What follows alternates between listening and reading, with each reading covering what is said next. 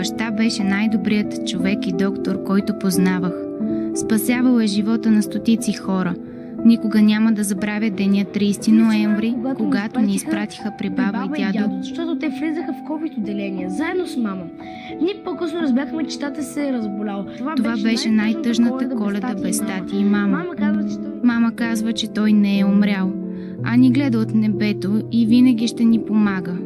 Единственото ми желание е тази пандемия да приключи, нито едно дете повече да остава без родител.